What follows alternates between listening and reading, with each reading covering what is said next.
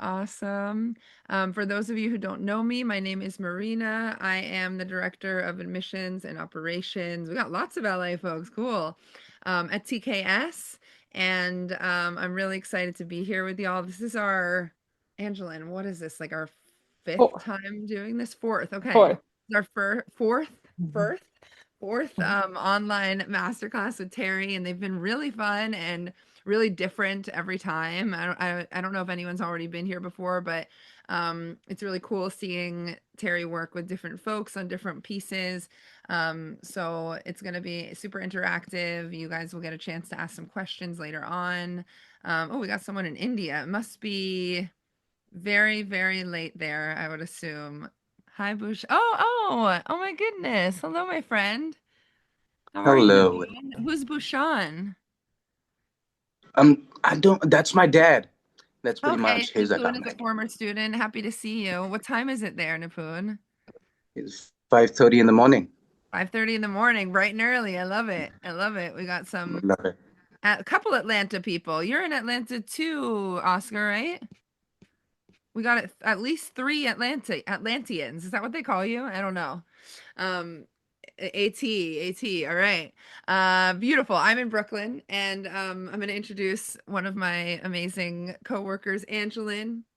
If you want to say anything, who are you? Oh, hi there. I'm Angeline Bartley. I'm the marketing manager here at TKS. And thank you so much for joining us. These are always just really inspiring and remarkable to watch Terry work in real time and to watch our participants work in real time. So glad you guys are here to join along with us. Yes, we love it. I'm sorry, I am removing AI note takers just because we don't need them in here, but we will be recording this and we'll send you the recording. So I know sometimes the AI note takers join just whether you like it or not. Like I don't know how to get mine to stop joining. But we're gonna be humans today, which is so exciting. So here's how this is gonna go. Terry is going to work with two students that were randomly selected. One of them, well, sort of randomly. We randomly pick one person we don't know, and then we randomly pick somebody that we do know. So it's gonna be a cool two different monologues, two different pieces. And then in between, we'll have an opportunity to ask some questions to Terry. You can drop those in the chat or come off mic. And then we'll see another monologue, and then we'll ask a few more questions in chat. It's going to be cool and casual, and I'll speak a little bit at the end about some of our Yeah, it's nice. upcoming programs if people are interested in joining us in person or online, because we do have some online offerings as well. We just ask that y'all keep your mics off during the time where you're not asking questions. And after each monologue, we're gonna all get off mic and clap. It's gonna be very chaotic. Let's just practice really quick, just so we can see what it's like. So unmute yourself really quick, and we're gonna cheer. You're cheering for me right now. Woo! I love it. All right, and then back muted. Beautiful. Okay, so that's how this is going to go. So now without further ado, I'm going to introduce the man of the hour, Terry Knickerbocker. Where is he? He's somewhere. Terry, are you in the house? Oh, he's here. Here we go. Okay. All the Zoom things. Marina, Terry. I Oh, am here, but my internet just got disconnected a little bit, the cable. okay. Just give me a second. All Well, right, Terry needs a second to because the technical internet glitch. never is on our side. If you are just arriving, a couple people just came in. Okay. Please drop in the chat where you're from. We have lots of folks from different places. And I'm gonna pin or not pin, I'm gonna high spotlight. That's the word I'm looking for. Spotlight you, Terry. Um, Nice. there you go. The floor is Gorgeous. yours. All right. Okay. Hi, friends. Thank you for coming and spending Tuesday evening for us here in New York. That's nice. So, what should I be talking about, Marina? My philosophy? Yeah, just what is Terry Knickerbocker Studio? Why train? Why should Yeah. people take acting class when there's a million, quick Yeah. fixes? Yeah. Well, yeah. It I think that, you're born with talent for something or something that gives you pleasure, hopefully, that maybe that could become the work you do in the world. And I think it's a calling to be an actor or to be whatever it is that you want to be. Um, I was talking today about this idea of a worthy life. Like, what would make a worthy life? Um, and there's a philosopher who died a few years ago named Frederick Buechner, who said that a worthy life is when your great gladness, the thing that lights you up inside, that the thing you would do even if you didn't get paid, although I want you to get paid, your great gladness meets the world's great appetite, meaning that something you're doing fits right into something that the world wants, whatever that is. That would be just the best life. Now, if acting might be that for you, and acting is interesting because you can start acting really young without any training. I mean, that's how I did, and a lot of people do. You do the school play, and it's not like you necessarily have to take acting class to do a school play. Whereas if you were like a violinist, you'd probably have to take violin or lessons before you could join the orchestra. Or ballet, you'd have to take some ballet classes. But acting, because it's such a natural thing for human beings to tell stories, like that's in every culture.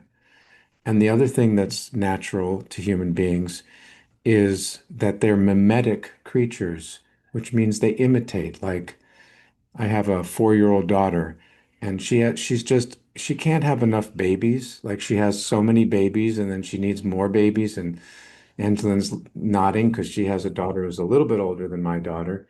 And my wife took her to Target, and she brought home more babies, and now the baby's in this like high chair, tiny little high chair that I had to construct, and it comes with like some plastic mac and cheese and carrots and bananas, and she's feeding it because she wants to be like my wife. She wants to be like that. And so, because human beings are naturally mimetic, they imitate what they see, and because they love stories, you can start acting without any training. But ultimately, to be really good at this, because I'm hoping that if you love acting, you'd also like to be really good at it. Like if you want to, I don't know, if your thing is like you want to make pizza, I hope you want to make good pizza. Pizza that pleases you and might please others. That would be destination. Like I got to go to that person's pizza place. It's the best pizza. So if you care about quality, which is something I'm just obsessed about, I'm obsessed about quality in all things, quality in an Uber driver, quality in a hamburger, quality in how someone greets me, quality in how I teach and how I parent and how I'm a neighbor. Then at a certain point, what becomes important to you, I hope, is doing something to up your quality, to get skills, to get really good at this, to really aim towards mastery. Because I think that the artists and the people we admire, I mean, I'm obsessed with basketball and I'm a New York Knicks fan. Sorry, Hawks or whoever you root for, but I love the Knicks and I love where they are right now. I mean, when I watch someone like Jalen Brunson or Karl Anthony Towns or Josh Hart, these guys are just masters. They are such masters of the game. And it's such a pleasure to watch them because they're so good at it and they have such flow. So that's where training comes in, right? So if you love acting and you feel called to it and it makes you happy, or you might feel called to it, you're not even sure, maybe you're curious. At a certain point, I think it's really useful to train and to work with a good teacher and a good school, and that takes time. So you can't have an Amazon Prime mentality about it. And Marina, who does so many things for the studio, but one of her primary functions is director of admissions and enrollment. So she's kind of the gatekeeper for people who contact us and say they might want to come and train. And one of the big objections that she gets is, wait, 2 years, because that's our primary training is 2 years, or if you went to Yale or Juilliard or NYU, it'd be 3 or 4 years. Like you can't do this quick. And they go, wait, can I do this in like a workshop, a weekend, a month? Because I got to get out to pilot season.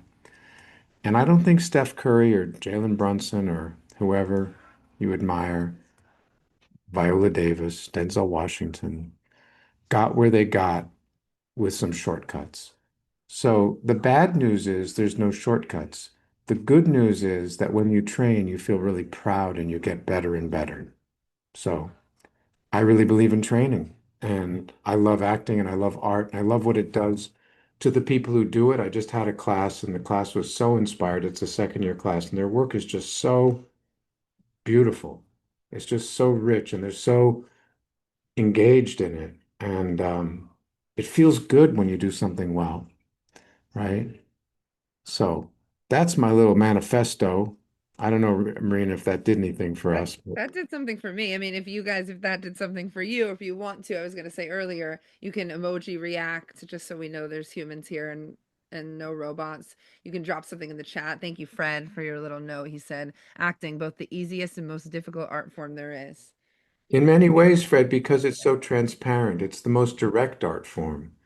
And you have to be naked and reveal yourself. It's not about putting something on, it's kind of about taking away the things that Mm. we have as social constructs and being really free. And it's really the child in you that does it, you know, telling adult stories. Yeah. So that's what I do. That's my jam. And I'm so fortunate to have wonderful teachers that teach with me and an amazing staff like Angeline and Marina and other people who aren't here tonight. Um, and great students and a great community. So we're going to do a little work tonight. Ooh. And I've never worked on either of these pieces, so I'm could be a disaster, right? Who knows? And my simple goal is to see if we can maybe make the work as we work together in a very brief time, um, clearer, better, um, more open, perhaps. So we're going to work first with Aslina, and if you want Aslina, you can. Marina, what do? You pin her or you Yes, I spotlight will her? pin her when she turns her camera on. She's two. Okay. Here we She's are. got, yeah. And if the rest of you could turn your cameras off and mute yourselves, that would be helpful. Yeah, just for this part.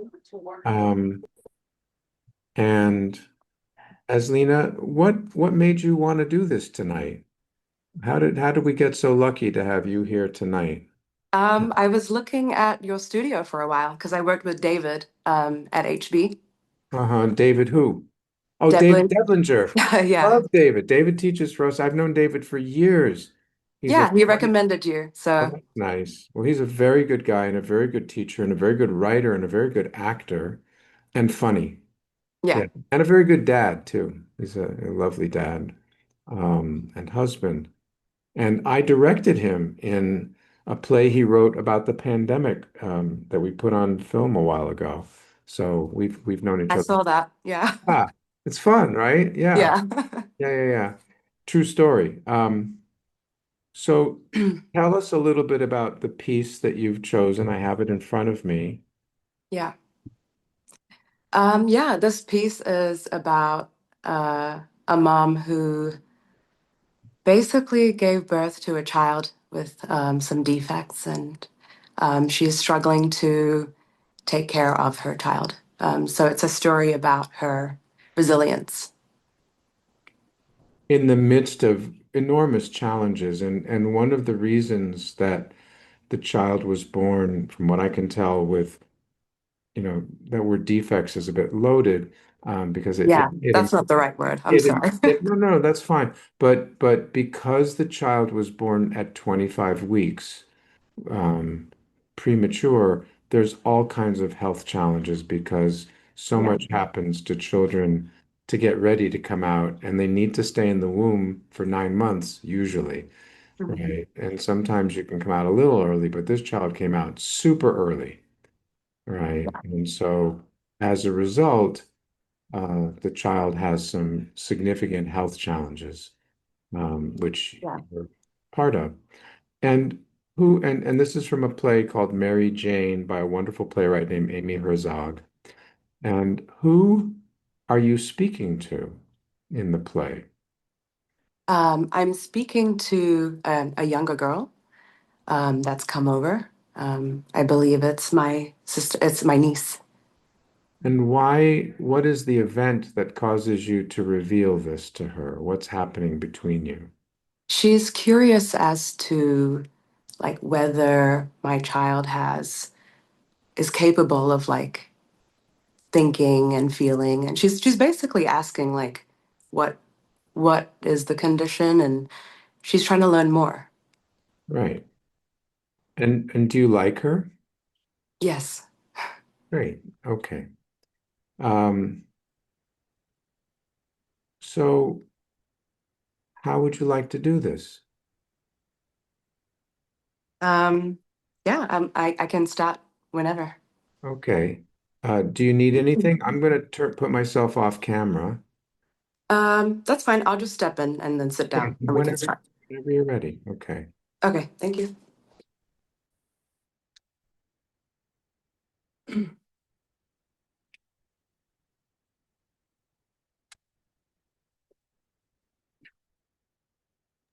Marina, I'm seeing myself. Am I still spotlighted right now? Yes, let me Spotlight? unspotlight you, and then Yeah. I don't know if you want to tell Aslina to turn her self view off so she's not Oh, watching yeah. herself. That's a good idea. Maybe. Oh, I didn't let me turn that Do off. you know how to do that, Aslina? You're No, in a could you guide me? Are you on a phone? Yes. Okay. Do you see somewhere? It should be like on the top right, maybe it says view, and it has like you can choose the different view options. If you Um, if you don't see that, no. then the other option is to just put like a screen in front of Zoom, like an Yeah, that's okay. I'll try to figure it out. okay. I don't try to figure it out. Just do it and then I'll figure it out while and the second time we can make sure it's off. Okay.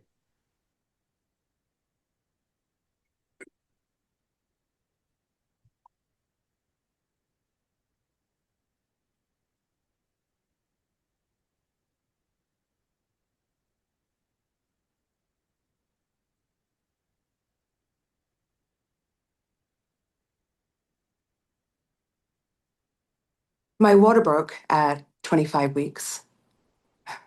As a reference point, that's I had barely started wearing maternity clothes. And I didn't know anything about it, you know. I had heard that they could save babies who came early like that. So, I just thought, okay, it's going to be a rough few weeks, but we'll get through it. And they kept him in as long as they could. He was born 25 weeks and 4 days. And on the second day, he had all these tubes in his mouth and his tiny nose, and it was wild. It was like spaghetti was strung through him everywhere. And on the second day, they said that he'd had a brain bleed. Um, they didn't know how bad, they didn't know which parts of his brain were affected, but they weren't sure he was going to live. And that was strange. That was strange because I hadn't met him, you know? He was inside this glass cage, and I wasn't even able to touch him. And they said that he would never be able to speak. He'd just sleep through his life.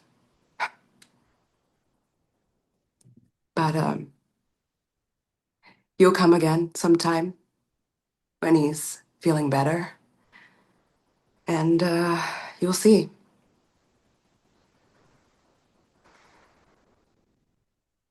Okay, great. So how did that go? I felt my nerves. Hmm. Yeah. That's pretty normal. I think that means you care. Um, I asked you how you wanted it to go to see what you might do. This speech is what most people would call a monologue from an acting perspective, even Hmm. though you're actually speaking to someone. So, one of the things my acting teacher used to say that really was revelatory to me is that there's no such thing as a monologue. It's always a dialogue where the other person doesn't have any lines, right? Hmm. Like I'm talking now, but you're nodding, and Yeah. I'm listening to you even non-verbally.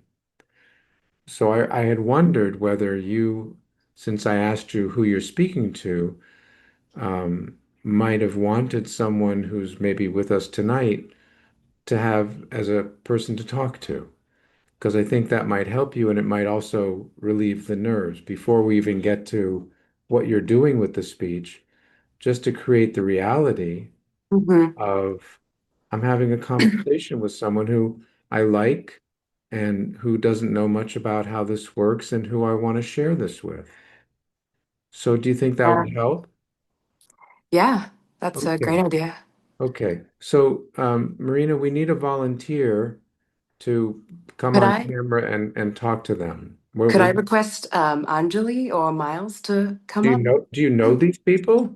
Yeah, I didn't What know they were gonna be did here. you bring a bunch of ringers? Are these also HP David Deblinger people? No.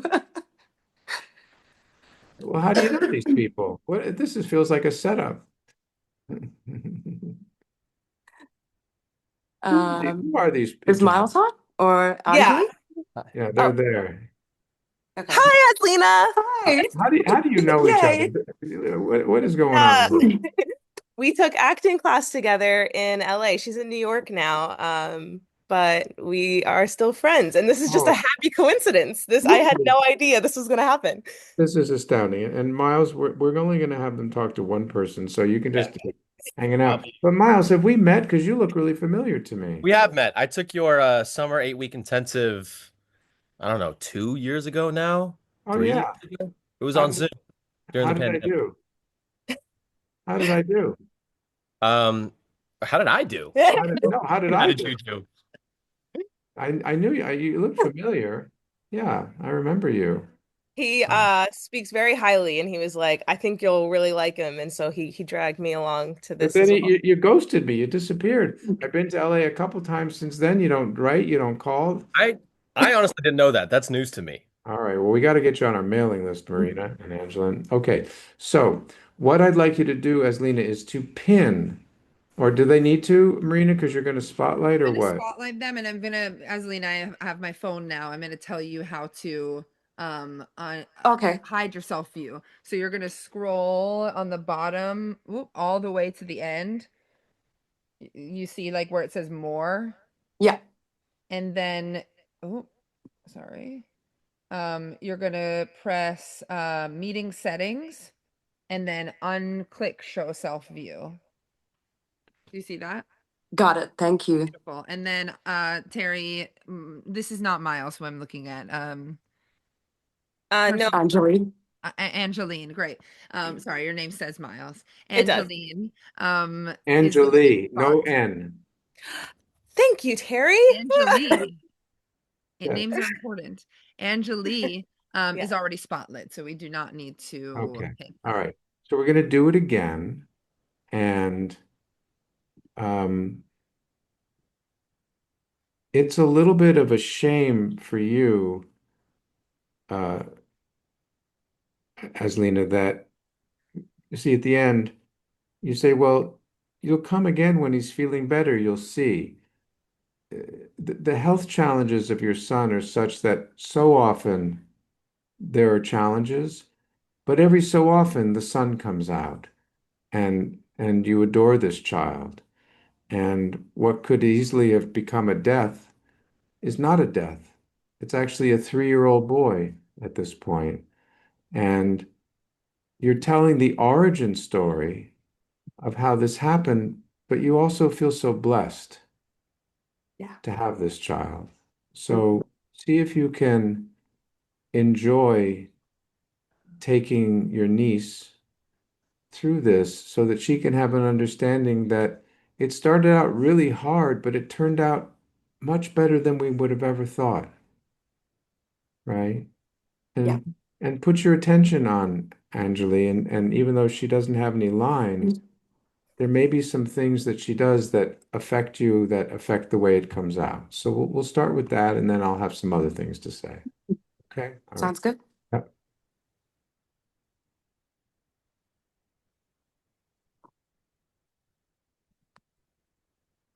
I don't think I can see Angela yet.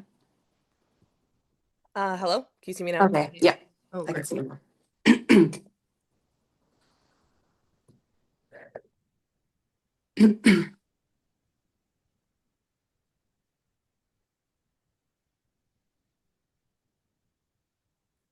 My water broke at 25 weeks. As a reference point, I had barely started wearing maternity clothes, and I didn't know anything about it. They had told me that they could save babies who came early like that. So I thought, okay, it's gonna be a rough few weeks, but we're gonna get through it.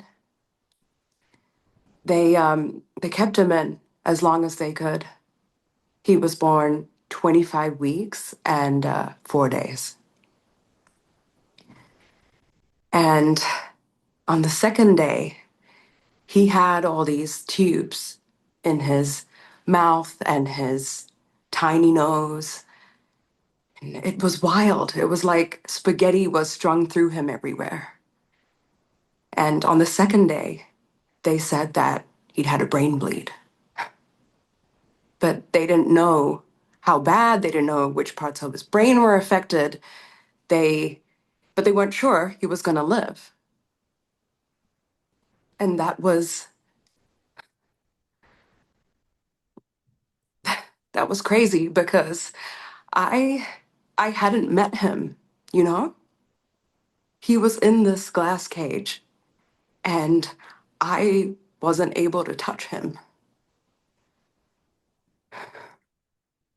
They said that he's probably going to sleep through his entire life,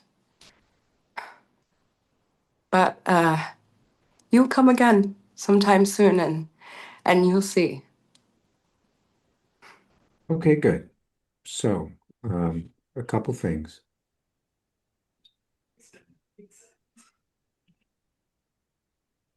We have to talk about character here a little bit because you're doing good acting and you're doing what a lot of people looking at these circumstances. Oh my God, I have a child, they're born prematurely.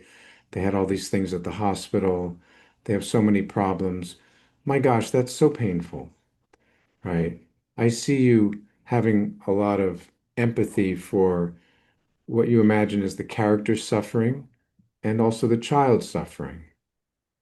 However, if you read this play, this character is almost unnaturally optimistic. Yeah, she is. And so, and there's a play that I work on sometimes, an older play by N. Richard Nash called The Rainmaker. They made a musical about it also. And the main character is a guy named Starbuck, and he's an optimist, but he's an optimist who has to be an optimist because he's had so much suffering in his life. And so you need to start to live through the character's necessary optimism that if I let myself feel all this pain, I will crumble and then I won't be able to go on. So I see everything, I see the glass half full. So they thought, I'm just going to read the text at the end, that he'd basically sleep through his whole life. And what you didn't say this time, but it's important, you say but, and but is one of the most powerful words because it means everything I just said, here's something different, right? They thought basically it would be a basket case. He'd be a vegetable. But that implies he's quite the opposite. He's not sleeping all the time. He's awake and he's alive and he can feel a lot. And we have a beautiful connection. And you don't finish it. You say, but well, I really want to share him with you, and you'll come again when he's feeling better. That's optimistic, and you'll see, right? Hmm. So right now you're playing the problems, Yeah. but really you need to play the solution, which is I really want to give you a picture of what most people would think is not a happy ending, but for me, it's a very happy ending because the way it looked at the time was really messed up. He was born early. I didn't know what the hell was going on. And all the spaghetti and the brain bleed, and it could have gone so south, but it didn't. And I'm keeping him alive, and he's keeping himself alive, and it's really amazing, right? So Yeah. that you don't fall apart. Hmm. Does that make sense? It does. Yeah. And Anjali, I don't know you, but you seem very sophisticated. I'm looking at you, and you have a sophisticated look. Is she sophisticated as Lena? Of course. Oh, well, you can't be sophisticated for this part. So you have to summon the younger, more naive version of you who is kind of like full of wonder and curiosity. Wow, you have this 3-year-old kid, and I hear he's got all kinds of medical problems. Well, what's that like? Right? Yeah? Okay. So let's start again. And I may chime in off camera and coach you while you're doing it, or ask you to say a line again, or even give you a paraphrase to say that's not in the script. Yeah. Sounds good. So I want you to start by saying something that's not in the script when you're ready, which is, I'm so glad I can tell you about him. Okay. Um, is I can't see Yeah. Anjali again. Speaking. One, two, three. Okay, I see you. I'm so glad I can tell you about him and tell you how good he's doing. Um, my water broke at 25 weeks, and as a reference point, that's I was barely wearing maternity clothes. I was practically not even pregnant, is what it felt like. I Right. was, yeah. Mhm. Like it was just so early. I wasn't even showing. Say that. I wasn't even showing. Um, I didn't know anything about it. You know, Meaning I didn't know anything about premature babies, right? right. I didn't know anything about premature babies. I had heard that they could save them and they would be okay. And so I thought everything would be okay. You Um, said you said this is going to be a tough few weeks, this but we'll get through it. this is going to be a tough few weeks, but we'll get through it. And they kept him in as long as they could. He was born. They worked so hard. They were so good at the hospital. They really tried. They worked so hard. They were so good at the hospital. They really tried. They kept him in for 25 weeks and 4 days. And on the second day, he had all these tubes in his mouth and his tiny nose, and it was wild. It was like spaghetti was strung through him everywhere. And on the second day, they said that he'd had a brain bleed. They didn't know how bad, they didn't know which parts of his brain were affected, but they weren't sure he was going to live. Little did they know. Little did they know, uh, that was strange. Right. What you don't say is that that was so painful and scary because you Hmm. want to collapse. Right. And seeing him with all those tubes in him must have been heartbreaking. but you can't let yourself have a broken heart. So you have to kind of just keep going. Mhm. Paint a picture that's really challenging, and then you're going to pull away from the pain of it and say, well, it was just very strange to have someone with all the spaghetti and they said they didn't know what was going on and they might not live. That was strange. Notice how you're detaching from the pain, Yeah. right? Mhm. So go back to on his second day. Then on his second day, he had all these tubes in his mouth and his tiny nose. And it was wild. It was like spaghetti was strung through him everywhere. Make that a joke. Okay. Then on his second day, he had all these tubes in his mouth and his tiny nose, and it was wild. It was like spaghetti strung through him everywhere. Like a pasta baby. He was like a pasta baby. Now, pause for a second.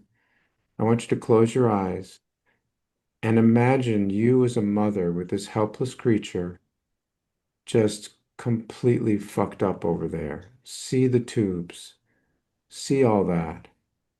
Let it affect you, and then pull away from it and tell the joke. So we know what you're covering. Then on the second day, when you're ready, Then on the second day, he had all these tubes in his mouth, in his tiny nose. And it was wild. It was like spaghetti was strung through him everywhere. And on his laugh, second day, laugh a little bit. Spaghetti, it spaghetti, was baby. it was like a spaghetti baby. And then on his second day, Don't fall apart. he then on his second day, they said he'd had a brain bleed. Um, they didn't know how bad, they didn't know which parts of his brain were affected, but they weren't sure he was going to live. And Don't that get was upset. Don't get upset. and that was strange because I hadn't met him. He was in this glass cage and I wasn't able to touch him. I mean, it would be weird to have a baby and then what if he died and you never met him? That'd be weird. Not heartbreaking, just strange. Very strange because you hadn't met him. You're supposed to meet your baby. And that was strange. I hadn't met him yet. He was in this glass cage and I wasn't allowed to touch him. And they thought he'd basically sleep through his entire life. But you'll come again sometime when he's feeling Take, better. take a moment. The line is, but he's, right? So if you were to say if you finish that sentence, what would you say? They thought he'd basically sleep through his whole life, but he's actually what? But he's actually doing so well. Amazing, right? He's amazing. Right. So go back to the beginning of that thought. They thought he'd basically sleep through his whole life. But you'll come again sometime when he's feeling better, and you'll see. Be sure of that. You're going to see I mean, I can tell you, but when you see, he's going to blow your mind. When you see him, he's going to blow your mind. You'll come again sometime when he's feeling better, and you'll see. Because I love him so much. Because I love him so much. Okay. So we're going to stop in just a second. How is this landing in you? Yeah, this is great. I feel the difference. I feel like I'm now the character and not, having just the empathy for the character. Yes. Yeah, it's different. Someone who has to be an optimist Right. because otherwise they'll fall apart. And Anjali, where the hell did you go? What were you receiving? Oh, the the subtleties in her changes were just so beautiful. The hope really came through on that one. Surprising, right? Mm, And it's not what you would normally do with text like this, but that's why the play's so interesting, hmm right? Yeah, no, it was really interesting to watch. Well, I want to say, Aslina, you're very coachable, right? You're very open. You bring a lot of lovely qualities to the work, and some actors can be very rigid and hard to take adjustments from a director, from a coach, and you're like butter, right? And also so organic, so it's very nice, right? Don't you think, friend? What are you seeing out there in the chat, my friends? All right. Mhm. Anybody want to say something? Alana says that's nice. Marina says that's nice, but she's biased, right? I'll take it anyway. Plus, I want to go home and tell my daughter and my son that I did well tonight. So you can tell me how I did too, because I'd never done this piece before, but I enjoyed it. And Uh, Terry, I did promise you might have stepped out because of the Wi-Fi, but we do need to all get off mic and clap now. That's oh, we're gonna clap at the end, Marina. oh, at the end of Yeah, yeah, we're still yeah, working. yeah. We're still working. No, I mean Okay, at the end of both, right? We'll got clap. it, got it. Yeah, okay. Loved going for the hope. Yeah. Well, I think, Aslina, you did a wonderful job, and I hope you got something out of our brief encounter and that we can do more, at some point. Yeah. No, thank you so much, Yeah. Jerry. That was awesome. It was Yeah. great working with you. Thank you. You're welcome. It was my pleasure, and so nice to have your friend Anjali out in LA with Miles off on the side. Yeah. Handsome, sneaky Miles. Okay. So, Marina, are we just going to take a few questions here Yeah, or? yeah. If folks want to put their cameras back on, and this is a great time, as Lena, I'll take you off the spotlight. Thank you so much. That was awesome. Thank you. Yeah. Amazing. So if anyone has any questions for Terry about what you just saw or what he was speaking about earlier or anything at all, you can ask him what he had for lunch. But knowing his schedule today, I'm going to imagine it was air. He had a very, very busy day. But maybe something more interesting than what he had for lunch. If anyone has a question, feel free to raise your hand, like your Zoom hand or your physical hand. I think now when we raise our physical hand, it like automatically raises the Zoom hand. Yep. Creepy. Any questions from the crowd? I think you have to raise it for like a significant amount of time. And if we have no questions, that just means Terry, you were doing too good of a job. I was oh Oh, go ahead. I didn't see that. I'm so sorry. Adam and I have been chatting about getting into come to class. What's your yeah. question, Adam? Great job, Terry. Really excellent coaching. I wanted to make mention of that.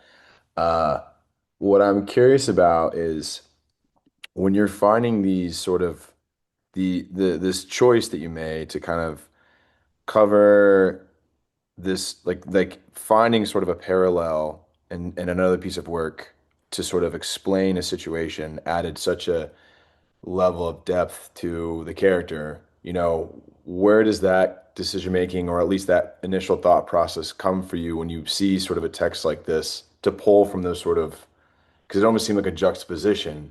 The second you took away the kind of wanting to emphasize the pain and covering it up with something a little more optimistic, it clearly worked for all of us to see that host. I'm just curious about how that thought process, how you went there, kind of how you explored that. Sure. Well, I'll say two things about that. One is very specific to the script, right? Like, um, the script, if you read the whole, like when I first got this, I just got the monologue. As Lena sent us the monologue, I hadn't read the play. So I had a lot of questions because I didn't even know if the kid was alive or not. It wasn't clear to me. Um, and so reading the play, it became clear that this woman has such a hard life. I mean, she's financially challenged. The kid, I'll just tell you a few things about the kid. He cannot sit up or hold a crayon. He has frequent seizures. He depends on oxygen, suction, feeding tubes, a ventilator. He's had multiple hospitalizations. Um, and she's trying to take care of the kid's name is Alex. uh, take care of the kid while also juggling work, constant medical emergencies, and exhaustion. And Alex, throughout the play, becomes more and more ill, more seizures, possible brain changes on an MRI, pneumonia, a respiratory failure requiring intubation. So she's facing enormous challenges. And what's most clear about her is that um, she maintains this almost superhuman optimism and warmth because she has no choice. That's in the text. Mhm. So that's not me interpreting anything. And I think that's also interesting because a lot of people would succumb. And as they say, your attitude determines your altitude, and when the going gets tough, the tough get going. So how does she turn these lemons, these awful, painful lemons, into lemonade or um,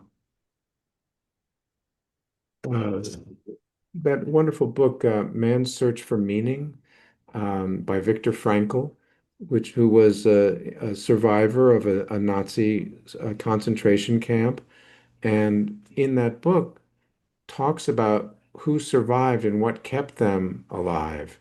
Um, Sorry, I screwed that up, but Angeline, um, and it was their attitude. Like, what are you going to do? So that's one thing. The second thing is that when I often watch work, one of one of the main ways that actors screw themselves up is by playing the problem instead of the solution, right? You're on stage usually to do something in the service of wanting something, right? So she clearly wants something from her niece, and I don't think it's just her pity. Right. I think she wants her understanding. I think she wants her niece to understand something about what it might be like to be this kid, about the beauty of this kid, about why. Because some people would say, why don't you just let the kid die? Why just put him in an institution? Like people do that. They say it's too hard. I can't do it anymore. And they just give him away. Right. So I think that that's the other thing that applies to lots and lots of material, which is don't talk about the problem. What are you doing to solve the problem? Like when we watch a disaster movie, it's not a very interesting movie if they're just going, great, the world's blowing up, fuck my life. It's like, can we make it better? Can we survive? Can we escape? You know? So I think that's what makes it dramatic and creates a nice tension. It's super helpful. Thank you. Sure, sure, sure. Yeah. Thanks, Adam. What else? All right, and I saw Jason. Jason is a summer intensive friend. Hi, Jason. Uh, Good evening, everyone. Hey, Terry. Hey, Marina. Marina's great, Oh, you guys, if you don't know already. Jason, Terry. I'm trying to make you, I'm trying to spotlight you. It's not letting me. Oh, there we go. All Okay. right. Jason was in Megan's class this summer, right, Jason? Yeah, I The was. student of the season. Something like that. Um, And we uh, had a meeting, Jason. You came into my office and we talked about life and art. yeah, we did. And Terry, of course, as usual, you were very gentle and the coaching was very refreshing to watch because you're so patient. Something like this could be very nerve-wracking. But two things. I never heard of that before, what you just said. It was so illuminating for me, and I'm trying not to be embarrassed about it. By so many times, people play the problem and not the solution. And I think sometimes when we're, you know, creating life, we forget that there is a solution. So sometimes we're like ruminating in like a problem. But the question I want to ask you is, what are your any tips you have for or insight when it comes to character transformation so you can know that journey that there is a solution and not just a problem? Well, it's all in the play, hopefully, or in the script if it's a TV show or a film. And you want to really mine the script um, for all the clues and the love notes that the writer is leaving the actor to play that part. And not just what the character says, but what other people say about them. And you want to really understand what's the essence of that character and what's the journey they go on in the beginning, middle, and end. Like I'm thinking about Breaking Bad, if you know that series with Bryan Cranston. Over 7 years, he goes from being a nerdy, scaredy cat science teacher to a monster, right? Heisenberg. Well, that's an interesting journey. So there's first of all, the actor Bryan Cranston isn't nerdy, really. So first he had to transform himself into the before, and then over the course of 7 seasons and, cooking this meth, at first just to kind of help his family out because he had cancer, and his wife was pregnant, I think, and he had a son with special needs. But ultimately really got into the power of that and become very violent and ultimately had a terribly violent end. So the script, first of all, tells you who this person is. And then you have to locate in yourself things that could understand that. So if, let's say, you're playing the part that Aslina just played, but constitutionally you tend to be pessimistic or stoic or like, listen, what do you mean don't get my hopes up, right? What is hope? Hope is stupid, right? You can't play the part like that. You can't make an optimist on the page into a version of you that is comfortable for you. So we have to rise to meet the part with the parts of us that can understand that, emotionally understand that, right? So you have to really put yourself into the circumstances. And there are all kinds of things that make character. Sometimes it's an accent. Sometimes it's a speech impediment. Sometimes it's a limp. Sometimes it's a point of view. Like uh, if you happen to be uh, liberal, but you had to play someone who's MAGA, right? You'd have to understand what is their point of view about things like immigration or East Coast, West Coast liberals, or Donald Trump's election in 2020 was stolen. That's a point of view, right? So you have to really understand everything about what you're depicting and then put yourself in their shoes. And empathy goes a long way towards creating that, right? So the worst thing you can do with a character is judge them. Like if you're playing Hitler, the worst thing you can do goes, God, he was an awful person. He was responsible for the death of 6 million Jews. Just awful, awful person. You have to actually go, what happened to the little boy who became Adolf Hitler? Where did that come from? You know, and you start to get into it. You see, wow, his brothers and sisters all died. He went to art school in Vienna and was judged very harshly. He really cared about Germany. Like you can't think of yourself as a monster when you're playing a monster. So those are a few things. There's a whole process to character work and it takes a lot of skill, but those are some of the ideas. You get there in the second year, really, right, Terry, in the Yeah. training. Yeah. We don't focus on character until the second year, and then it's all about character. And it's really thrilling because it's the highest form of acting. Like to me, one of the cool things about acting is hopefully you have a career where you get to play a lot of different kinds of people.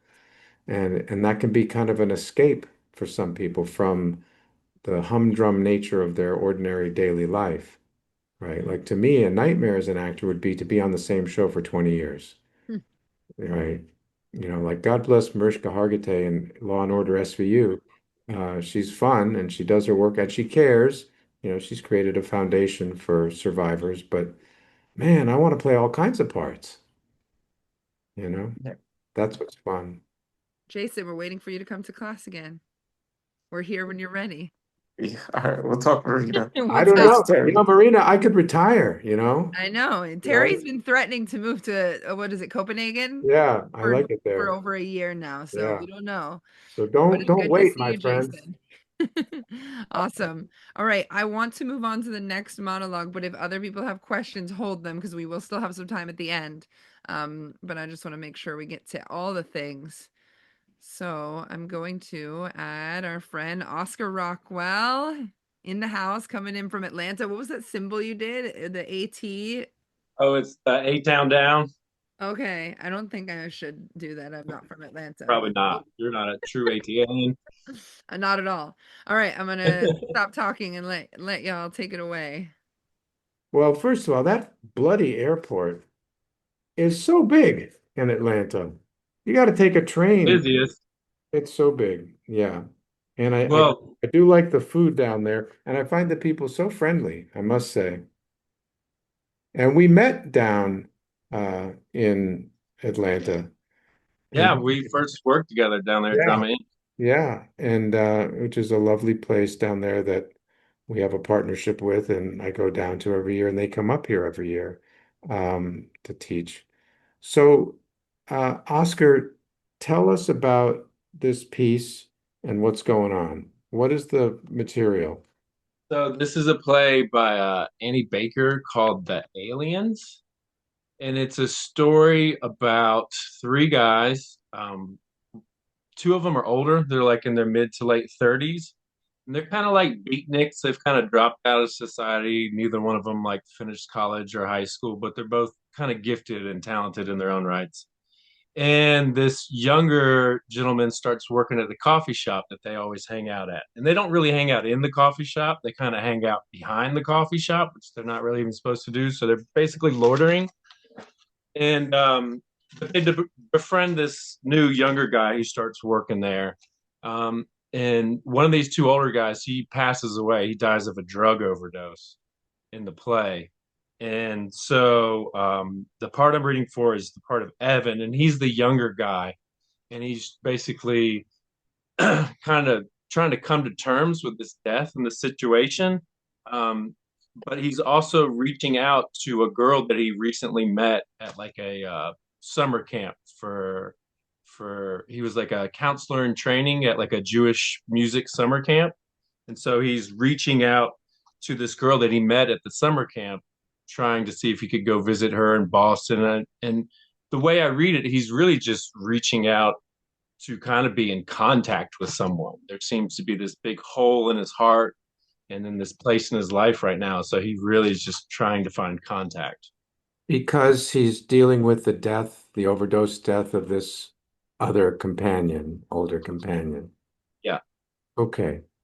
So the scene is a phone call, right? yeah, So it doesn't really actually make sense for you to have someone to speak to because you're just speaking into your phone, right? correct. And one of the reasons I wanted to do this scene is in the last play I was in, I had to do this long scene where I was actually having a phone call with someone, but there was no line. So it was just me on stage, having a conversation, having to pause, then having the conversation again. This is a Right. little bit different where he's actually leaving a phone message for Right. Was that the play that you did that I had to miss because I was in Vancouver? Yeah, Bobby, That clearly. that you wouldn't, that somehow you couldn't get an extension so I could see it. I'm just so sad about that. I tried to get I us an know. extension, but we had to be out on Sunday because there was a new play coming I in. But the know. rumor is we might put that one back up in a bigger theater. I would love that. All right. So whenever you're ready, and we'll see what we can do with this. I've never worked on it before. Take your time. And Oscar, do you know how to turn off your self view so you're not staring at yourself? Yeah, I think I can do that. All right. And then Jason and I will turn our cameras off as well.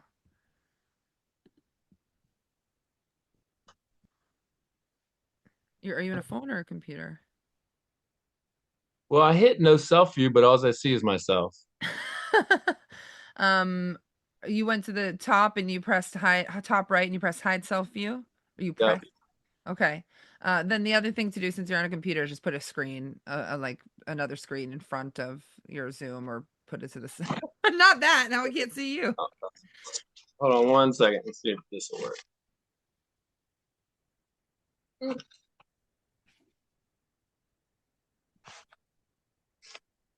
Still seeing myself. Hold on one second, Marina. Oscar, just put like another screen, like put like Google in front of Oh, like just bring up another. yeah, another window, Okay. if you How's will. There that? you go. Perfect. Okay. I don't know if I'll ever be able to get back to that, but here we go. I'll help you out then. And I should do it with the phone, right? Terry? Yeah, sir. Why not? All right. Okay. That's the reality, right? Yeah.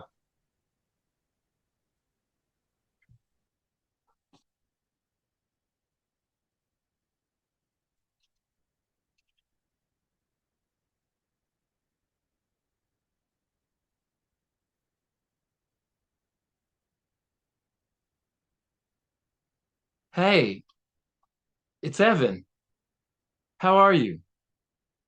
Um, I'm smoking a cigarette. Uh, I'm calling because I wanted to know how your recital thing went. Did they did they let you play the first part of Pachelbel, or did they make you play the other part? I bet you did great either way. Um, I'm also calling because my friend died. I know that sounds really dramatic, uh, but my friend died, and I don't know. Um, he was like a genius, and he was like a novelist, and he died of a drug overdose. He was like one of my best friends. Um, I I want to visit you in Boston. He's the only person I've. My grandparents died when I was a baby. Okay, sorry. This message is rambly.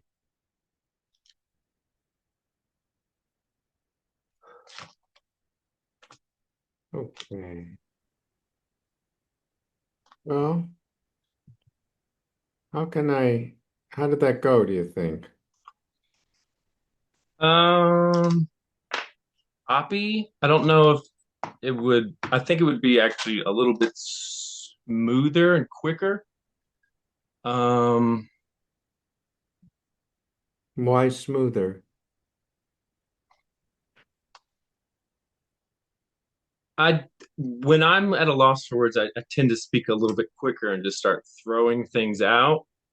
Um, but in here there are some pauses and there's some ums, so I kind of like made room for that when I was doing the scene. This character, he's 17 years old. And so in a way, it's a coming of age story. Yeah, And he's very socially awkward. So smoother doesn't quite feel right when I think about the play and the character. okay, And so something you just said that when you feel awkward, you speak quicker. That's true about you, but that may or may not be useful for the character. And so we always have to go back to the source so that we don't impose something about us onto someone else's story and rather try and locate what is the playwright telling me about this character? And then can I find that in myself, even though it's not how I usually roll, right? Like if I have to play a shy person, but I'm very outgoing, I can't make that character outgoing. I have to find my inner shy person. yeah, So I think in a way the phone call is an attempt to grapple with a seismic event inside your heart that you don't know what to do with because here's this shy, awkward person who has made friends with an older person and now they're gone. And what do you do? It's like a hole's been blasted in your heart and you don't even know what to do because you're still 17. So I think actually the more awkward, the better. And you don't even quite, you have some calling to call this girl from the Jewish camp because you like her, but it's not like she's your girlfriend, right? So it's also awkward, right? yeah, Oscar, you're an actor, but you've also had a lot of work on the technical side of film, and it'd be as if you met someone on some indie short film a year ago, and you got along for the 2 weeks you were shooting, and then out of the blue, this person called you, left you a voicemail about somebody dying and their grandparents and hoping that your Paco Bell, like it's very strange, right? But you want connection. You don't know what to do. It's like you're a snow globe that's all shook up and you don't have you don't call your parents, right? You don't speak to a coworker. You really don't have anybody in your life to talk to, but you need to talk to somebody. Who you really should be talking to is a therapist or a rabbi or somebody like that. But Yeah. you don't have any of that either. So I'd say let it be awkward. Okay. And we'll do it again because I think what you did was nice, but let it be messy and use those pauses. Get lost, right? And then I'll speak off camera, but you'll hear me and I might just, whisper a few things in your ear as we go along. Got it.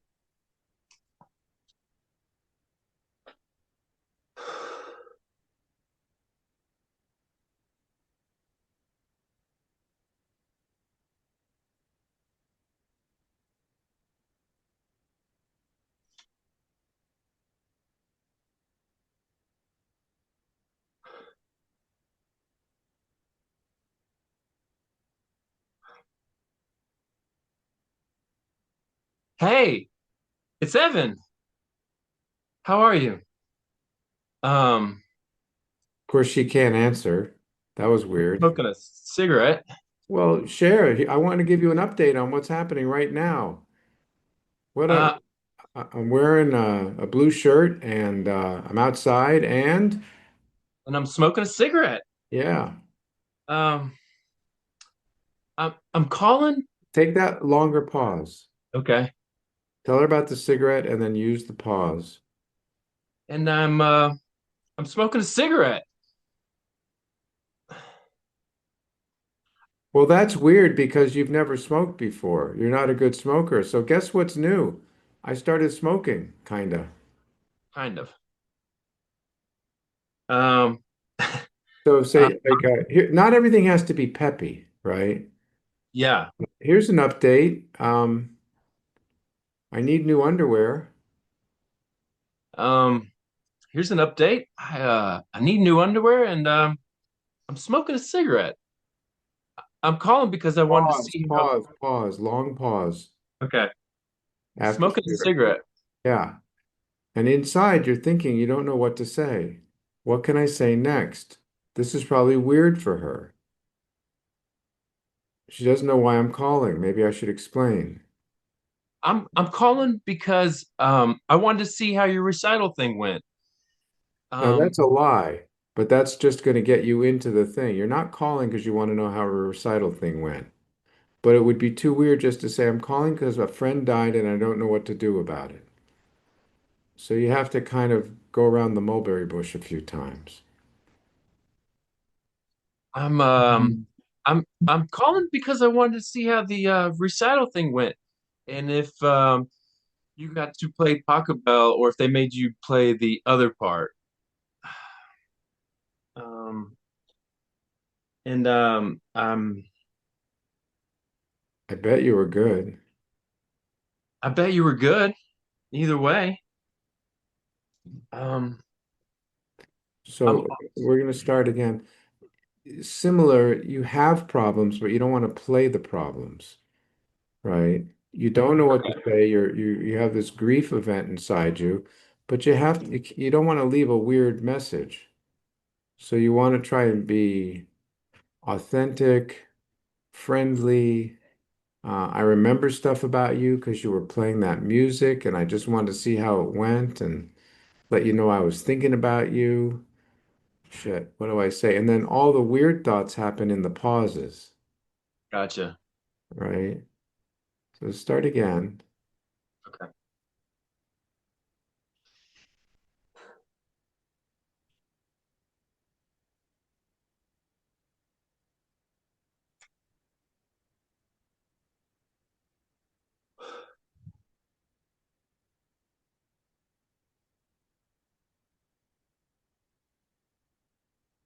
Hey, it's Evan. How are you? Um, I'm smoking a cigarette.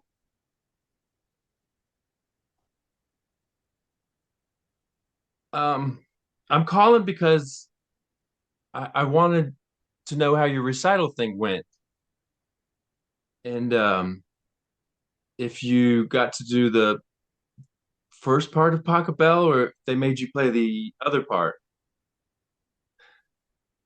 I bet you were great either way. Um,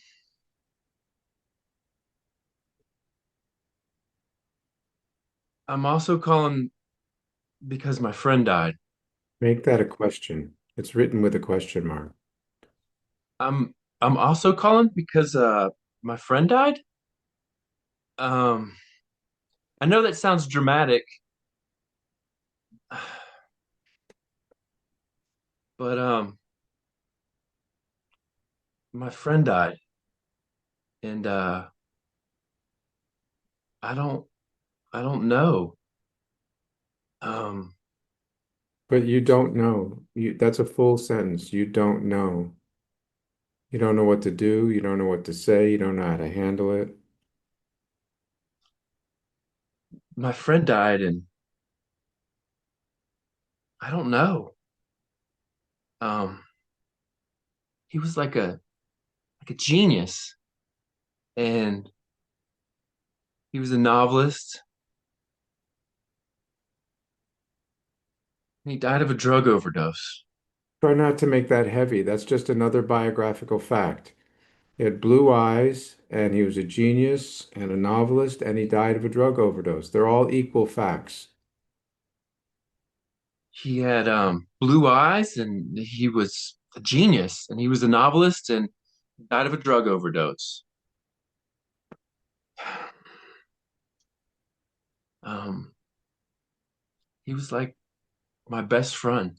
See, you want to go into the grief, but you want to share with her so she knows what you're talking about. This guy who died, I want you to know something about him and about me. He had blue eyes, and he was a genius, and he was a novelist, and he died of a drug overdose, and he was like one of my best friends. I'm um, I wanted to come visit Take you take in that pause, Boston. take that pause a little bit because you're about to take a risk.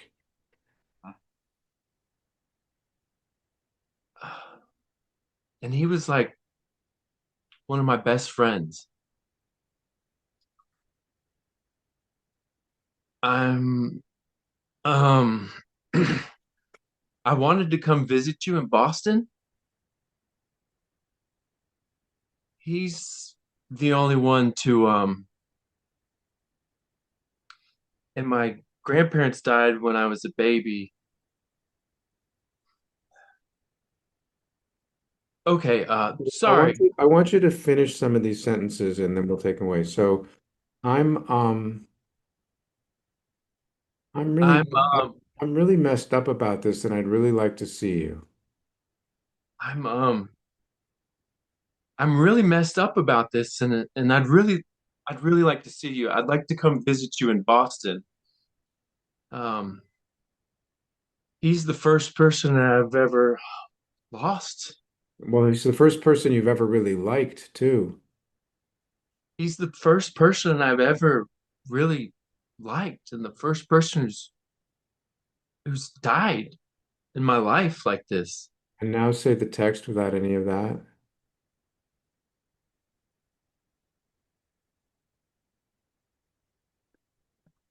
I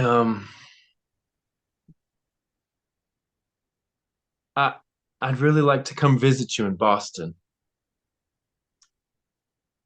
He's the first person to my grandparents died when I was a baby. Most people know about their dead grandparents, but if they died before you knew about that stuff, you wouldn't know how that works. So My explain your lack of experience with death. he's the first person. that I've ever been this close to that has died. I mean, my grandparents died when I was a baby, but I didn't even have a chance to know them, let alone Yeah, don't say any of meet that. them. Just have it inside you. Got it. He's the first person to my grandparents died when I was a baby. No, no tragedy there, just a fact. I grew up in Toledo, and my grandparents died when I was a baby. He's the first person to I grew up in Toledo and my grandparents died when I was a baby. Okay, sorry. Okay means that's the end. Okay, sorry. This message is getting rambly. Okay, good. Now we're going to do it one more time. You, Oscar, are a very, from what I know, outgoing person. You're a very deep person, but you're very outgoing. You have lots of quips and stuff like that. I want you to make some version of yourself that's like 80% shyer and quieter. Okay, 80%, right? 80%. 80% less Oscar, Got it. right? So it's going to be quieter and more awkward and kind of lost. Got it. We'll do it one more time.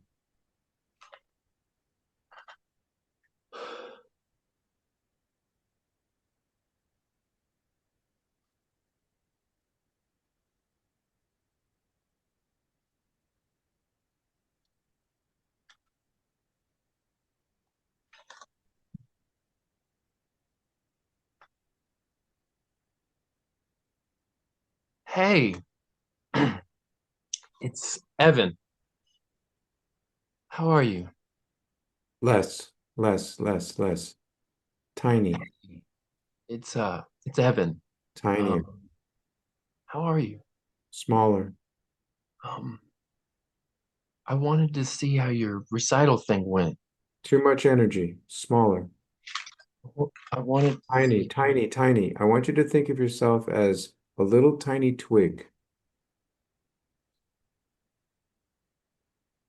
Hey, it's Evan. How are you? Um, I wanted to see how your recital thing went. And if they let you play the first part of Bell or if they made you play the other part. I bet you did, Goody. Um, I'm also calling because my friend died. I don't mean to be dramatic. Less, less, less, less, less. It's Tiny, not a. small.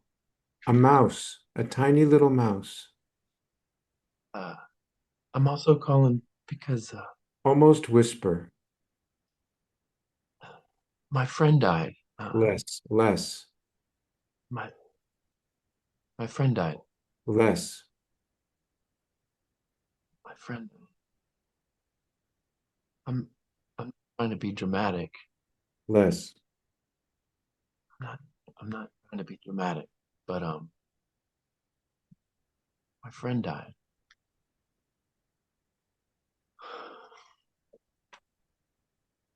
And I don't I don't know.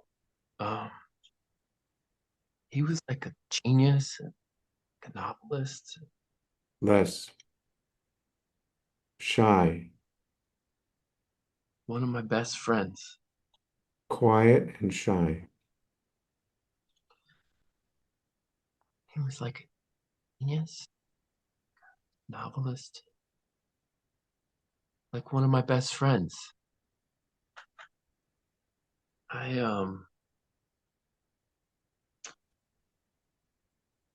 I wanted to visit you in Boston. Less, less, less, less. I I wanted to go visit you in Boston. He's the only. My grandparents died when I was 8. Less, less, quiet.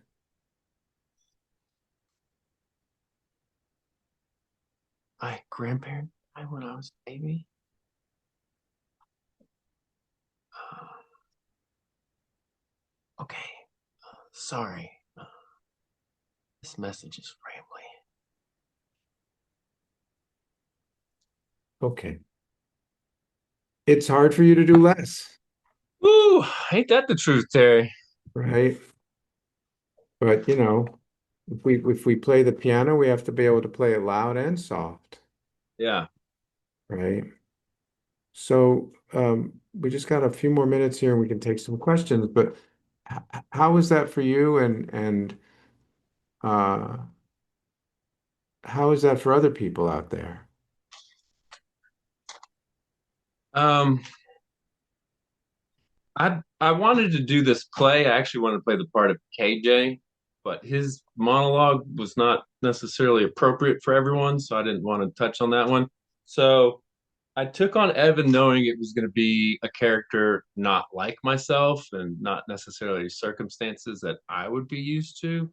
So there was more of like a challenge to it, and that something there's something vulnerable in Evan's call to Nicole that I admired and that I wanted to kind of tap into myself. So your feedback of getting it to be less and to do it quieter, and funny enough, the part about the twig was probably the best thing that stuck in my mind because that gave me a physical visualization of how small I needed to be.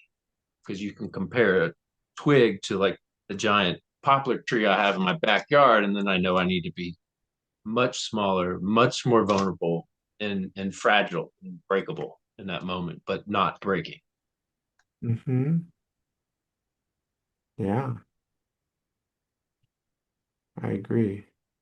Um, but it seems challenging and like I would even go 50% less than what you did. I absolutely agree. And I think that would take more of some of the character development because it's so much smaller of what I typically am. Right, but then we start to build range, Yeah, you know. yeah. That's what I want. Yeah. That's where the fun is and the challenge. Right. But Alana, who says, I can see how it'd also be very difficult for someone who feels very outgoing to truly feel shy. I mean, Oscar was one of the biggest jokers in his class all the time, very outgoing. Um, but we want to have as much range as possible. We want to be able to play big things and small things, winners and losers. That's where really um, the acting comes in, you know.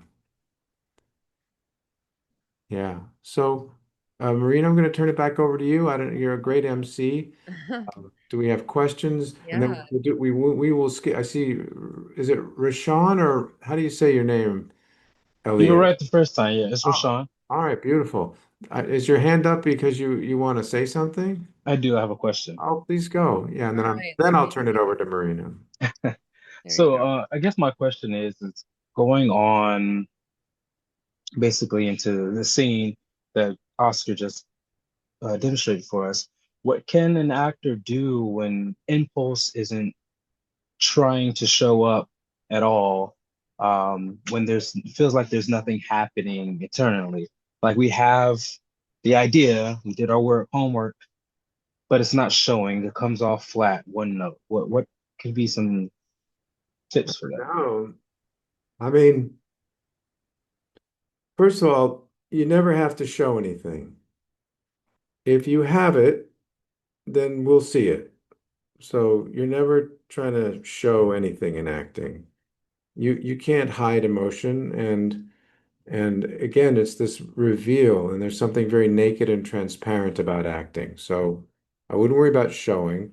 And you have to be in a particular state for acting to happen, right? You can't just like roll out of bed and act. And I don't, I have all kinds of things I do to get ready for an event like this or for teaching. Um, and um, so that's some kind of warm up, right? Like some kind of getting myself ready.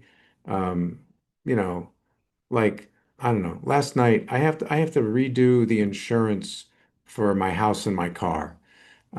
And so I was literally on the phone for an hour and 20 minutes with an insurance agent last night. Man, that was exhausting. And he's offering all these options. I could not possibly act right after that.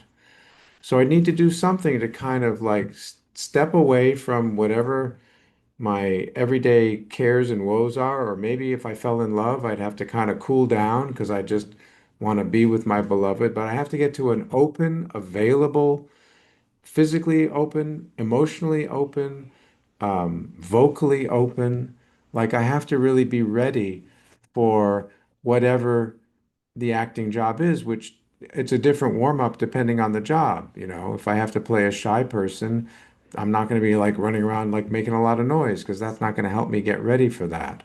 So um, we have to get into something that I would call the creative state, right? Where we can make things, where we can play. It's the state of play. Like if you watch a child playing, I mean, I watch my daughter, she's just playing with these babies and making up stories.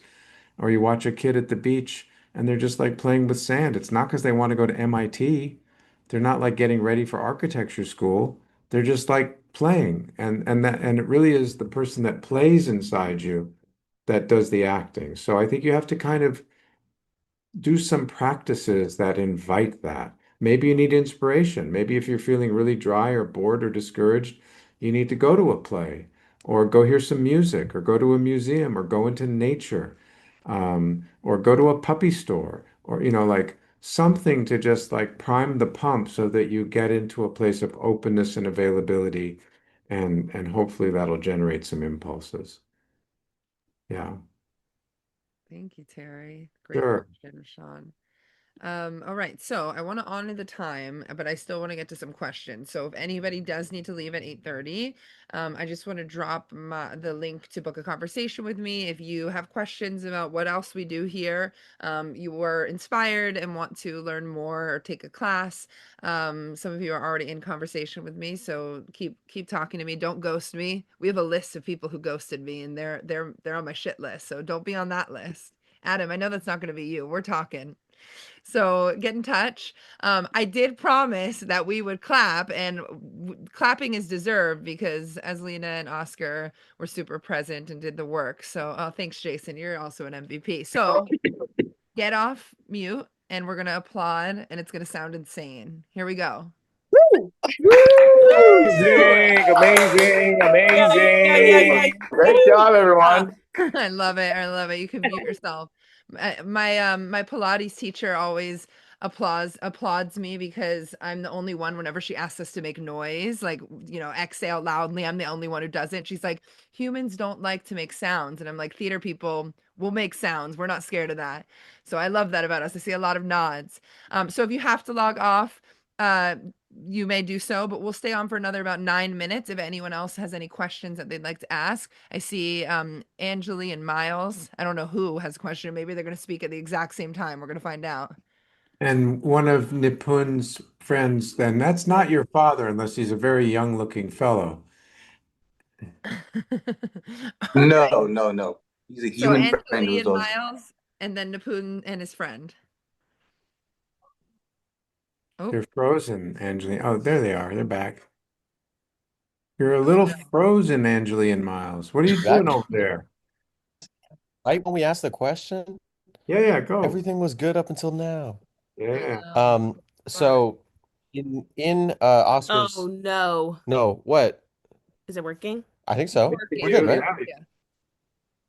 Yeah. In Oscar's monologue, he has that moment where he's talking about his friend, and he's like, he's a genius, he's this, he died of a drug overdose, and he kind of got sat on that line. I remember thinking, we talked about it, and we both would have had that same instinct to like kind of, oh man. And you were like, no, that's just another fact. And I was wondering what cued you to that realization? Because I wouldn't have taken it that way. She didn't.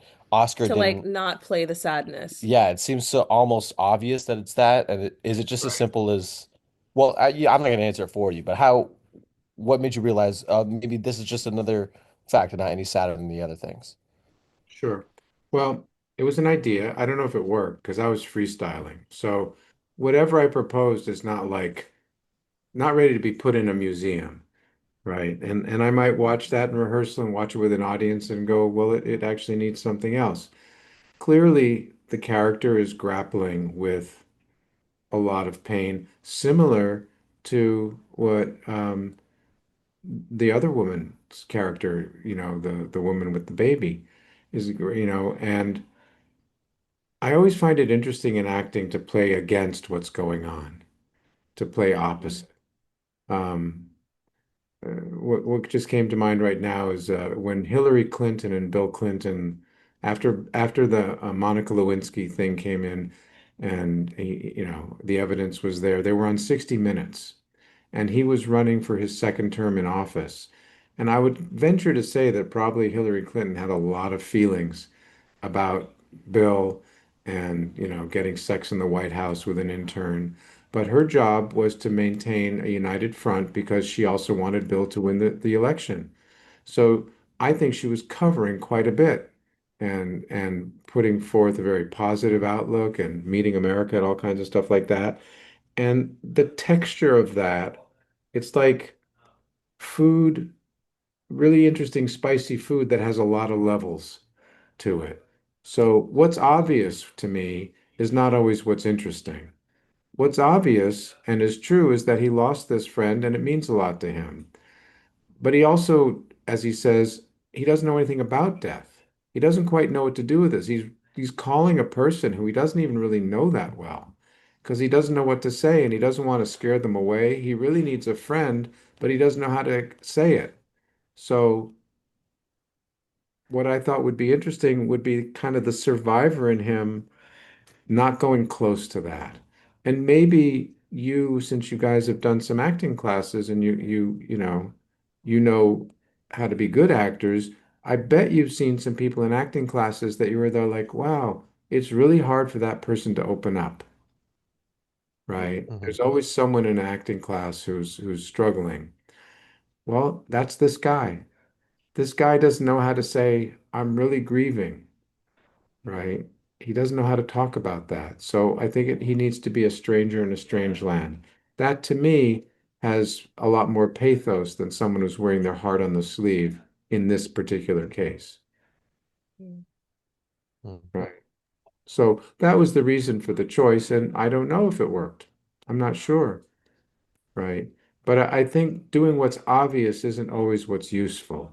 I think it's useful to say, is my work truthful, but also is my work interesting to me as an artist? Is that interesting? Right. So Mm. that's a brief explanation of where my head was at. But again, I don't know if it's useful. We have to try things. I like to try things. I like to experiment, Yeah. And you I know. think that's also what's exciting about being in class. It's kind of like working on a show. You get to try a lot of different things, and there's a number of right answers, so to speak. And I thought that was a really exciting choice. And Oscar, I see you're raising your hand. Do you have something to say about this? Yeah, I wanted to add that when I was working on this, seeing this monologue, that I was really related to the circumstances of losing a friend through an overdose. That is definitely something I've experienced a few times in my life, and so it was like kind of just an automatic decision for me.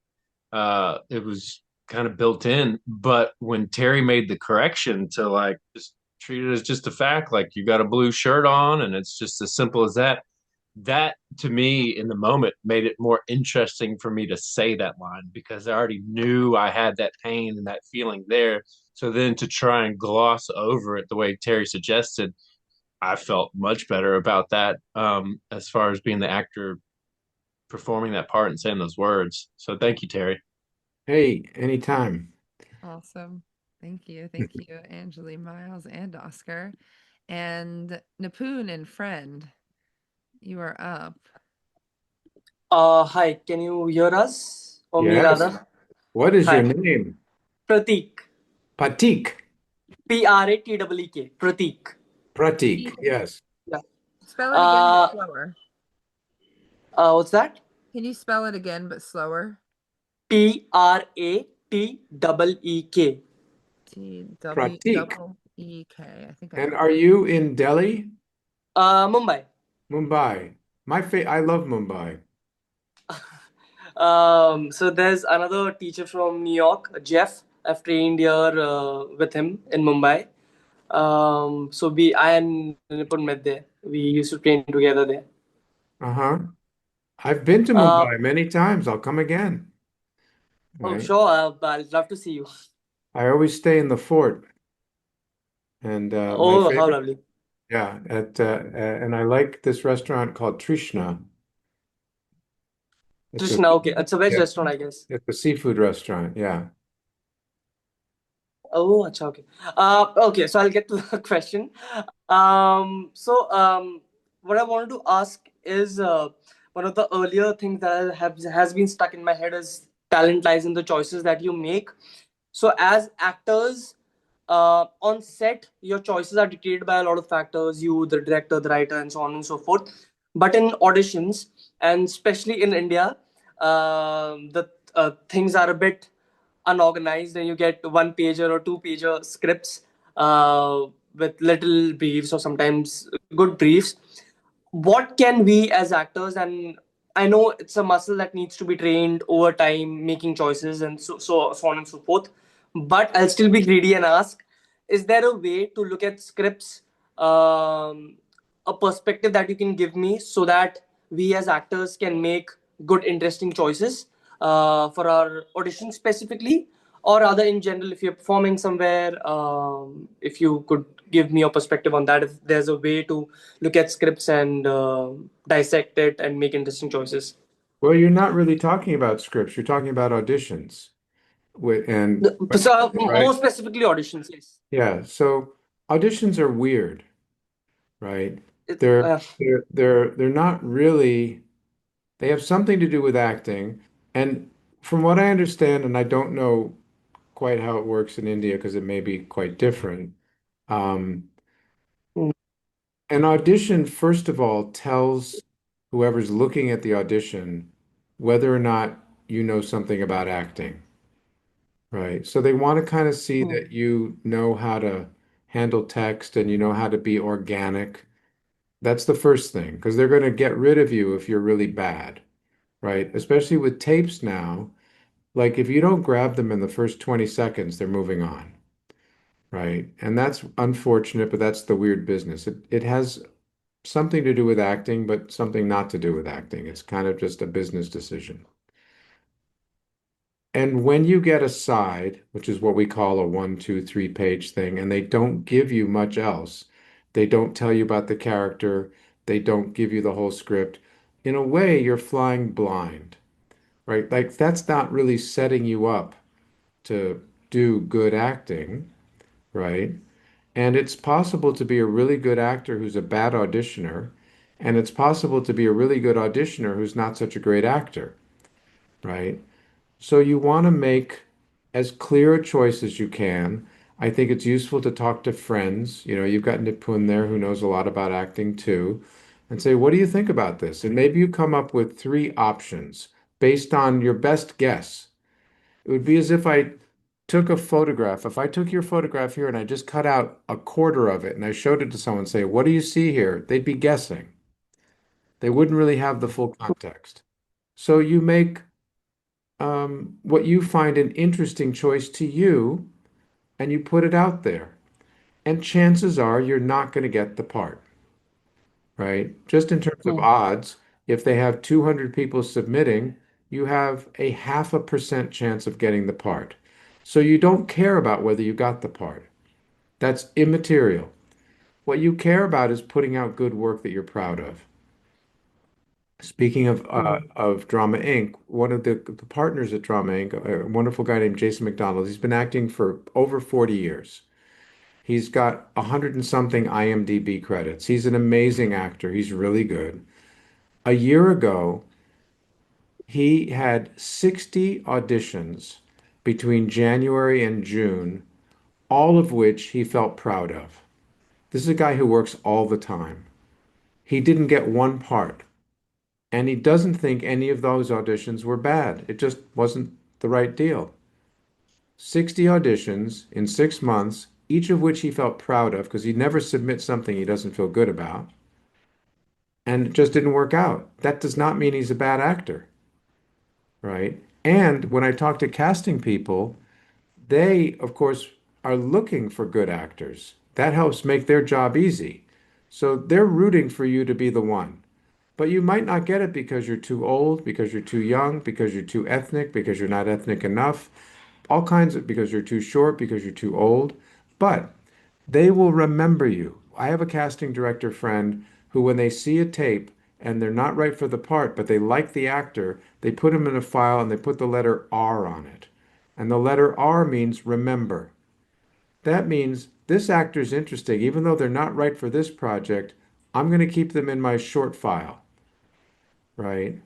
So I think you just have to practice auditioning a lot because it also is a weird skill to like talk into a camera with a screen behind you and try and do stuff where you only see from here up and you're going, "Hi, I'm Pratik. I'm calling from Mumbai. I'm 24 years old and I'm 5'8", right? And then auditioning for the part of Sally. It's just fucking weird, right?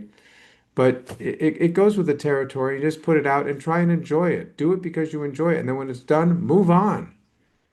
Go to the next one. Don't be waiting for the phone to ring. And if you keep putting out good work, you're going to be successful. Thank you. Thank you. Thank you, Uh, sir. it's a weird thing auditioning. It really is. Mm. Okay. All right. We are just about out. I see one more question. Mark, we can take, I think we have time for one more. Is that okay with you, I Terry? want to know who Zoom user is. Like Mr. Anonymous, he says, come to Mumbai. Who are you, Zoom user? There's a few Zoom users.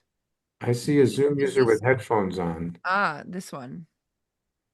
Oh, two Zoom users. Yeah, I don't know. This guy looks One off familiar. I camera, know one him. on camera. The on camera one. Oh, your sound. You don't have any sound, but I know this person. We've met, we've had conversations, and your name is slipping my mind right now, but once I hear it, and Can then you I guys want to hear hear me? Mark's question. Yes, Yeah, now we hear you. Oh, lovely. Okay. I'm Jason with two S's. Jason, that's right. Jason, I know you. Jason's taking Alexander technique right now. Yes. Sorry, I can barely hear you okay. on my phone. Thank you for telling us, Jason. Okay, We what is love the names. yeah, what's the final question, All Marina? right, we have one question from Mark Simich. Oh, yeah, hi. Wait, Hi, where are you, Mark? I'm in LA. Nice. I don't know what this is happening. Okay, can you hear me? We hear Yeah, you. yeah. Hi. Oh, first of all, great, watching you work and your process and thought process, and especially at the end there with Oscar. Um, What brings you here tonight? You have so many things you could be doing. because I'm obsessed or in love with this whole thing, I guess. Nice. Yeah. But yeah, and I was, I've heard quite a bit about you. I've never seen you work, so it was an opportunity to check it out, yeah. And I'm like, I've studied with a lot of people, and at the moment, I'm kind of like, I don't know how to work anymore. You know what I mean? I'm just trying to find my way, kind of thing. And it's kind of it's an interesting place for myself. But yeah. But my question is, I guess I have so many, but you should mind. I have my most recent audition, a couple of things that you said.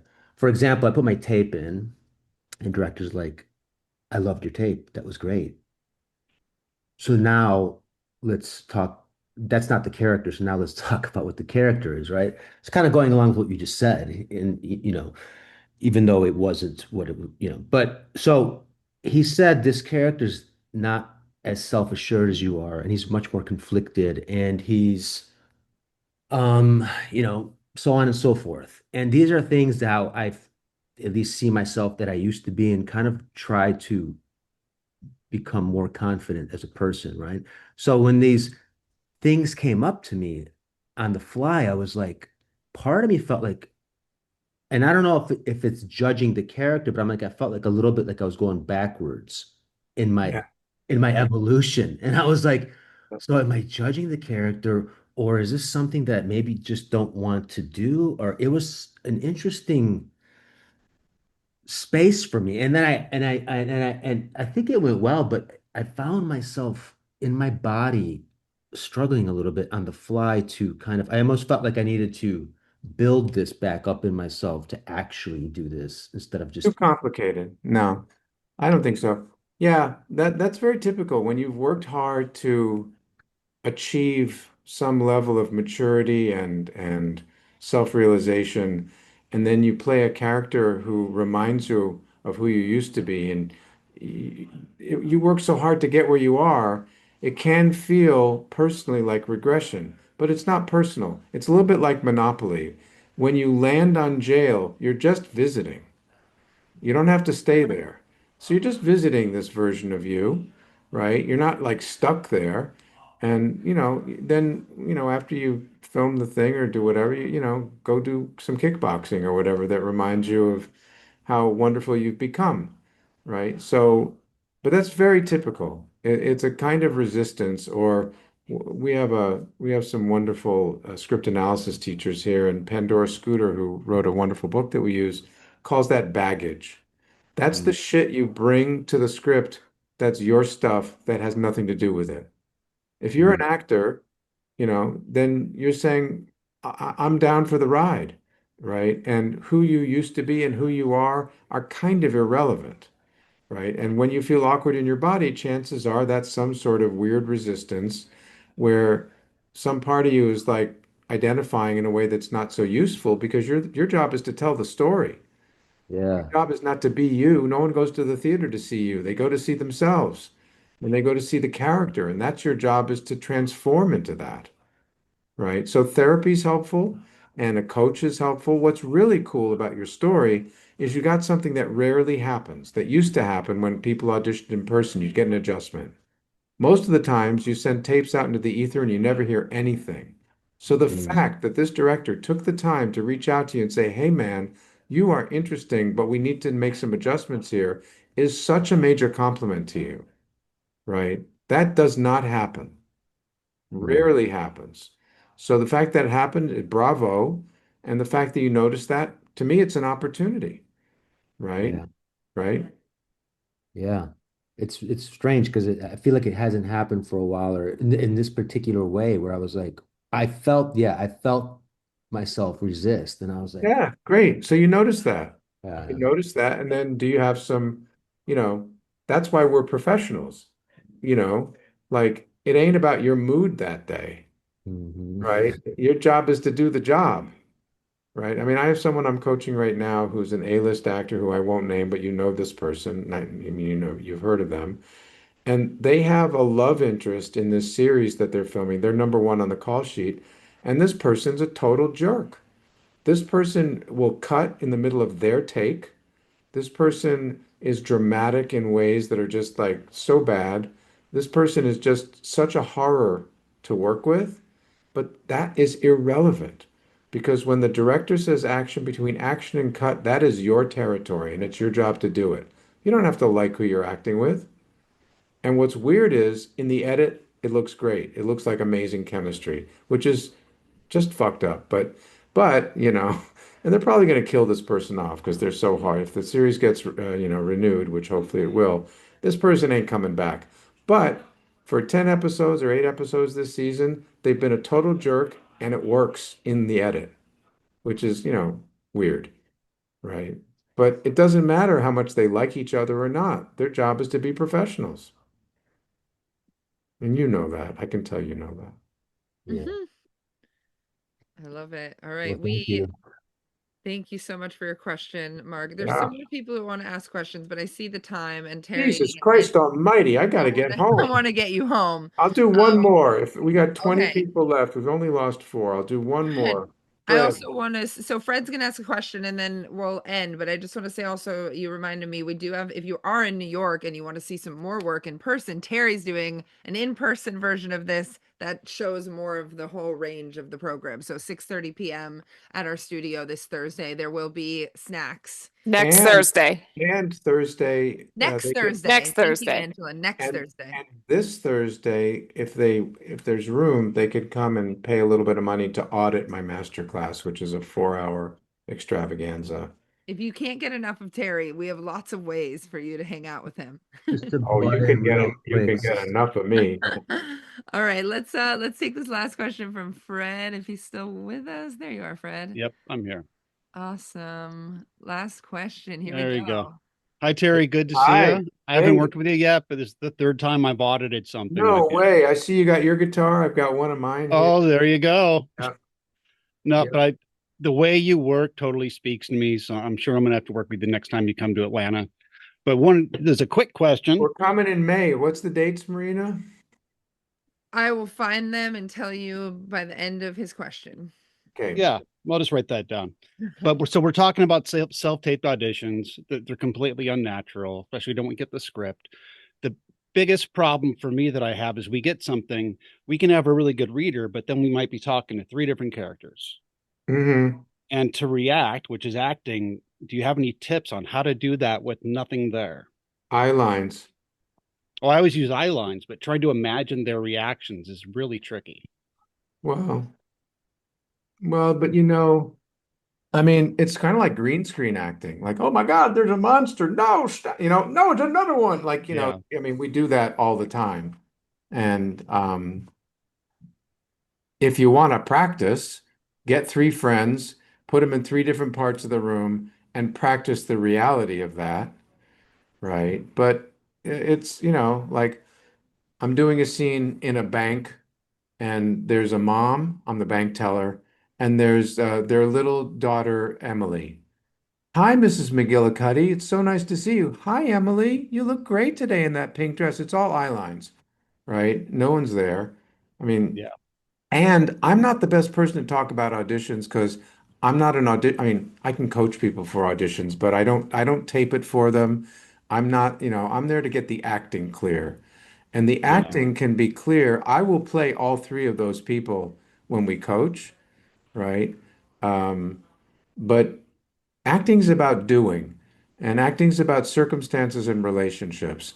How to make it work in a self-tape is like a weird kind of technical trick that I'm sure people, especially in Atlanta, because that's what they specialize in, is booking smaller roles. Someone there, including the good folks at Drama Inc., will help you with that in a great way. What I'm best at is teaching people how to act and coaching people who already have the part. I do a lot of that. Yeah. So I really don't have an answer for that except to imagine it. Imagine you were putting on a puppet show or a stand-up comic and you're telling a story about talking to three different people. And you just create the reality of that. This guy walks in, he says, "What are you wearing?" And then this other guy walks in and says, "Hey, I'm talking to you." I said, "No, I'm talking to this guy." "No, I'm talking to you." It was crazy, man. And then this other person just dropped down from the ceiling and they were wearing a Spider-Man suit. And it's like, "I'm out. I can't deal with any of you people. You're just fucking making me nuts." And you just create that in a state of play, and they'll see you playing and they'll see you functioning, and they're not going to go, "Well, wait, I only counted two people, but he's supposed to be talking to three." They're not going to But yeah, work. sometimes I combine them. But I was just thinking too, I'm going to try to get people even online and work with them Yeah. and have them play different characters and Get just them in try. the room. Get them in the room. Yeah. It's better. Oh, that's always better. But It's much better in the room. This online shit is weird. yes, it is. I've gotten Yeah. used to it, but Yeah, but you'll get a better reality. We were online for a year and a half, including Miles as part of my summer intensive. And we did it really well. I mean, me and my faculty, I don't mean the royal we, but it was so nice to get back in the room. And we do have an online class, and I won't teach it. Like, I don't want to do that. I'm happy to be with all you tonight, and it's nice to do this, but I like reality and I like being in rooms with people and I like being in a theater watching live actors. And thank God we're still doing that. And, there's still film sets to work on. So, yeah, yeah, nice to meet I've you. gotten used to doing a lot of stuff on Zoom, but it is never the same. Right. So, practice the reality with real people. That'll be Yeah. fun. Yeah. And nice to meet you. And I hope you do come to Atlanta and take the workshop. They really do a nice job there. Yeah. I'm definitely going to do it this time if schedule permits. So thank you Good. again. Good to talk to you. Where there's a will, there's a Thank way, you. Fred. All right. Love it. Alana Chin, do we know each other? You look very familiar. Have we met?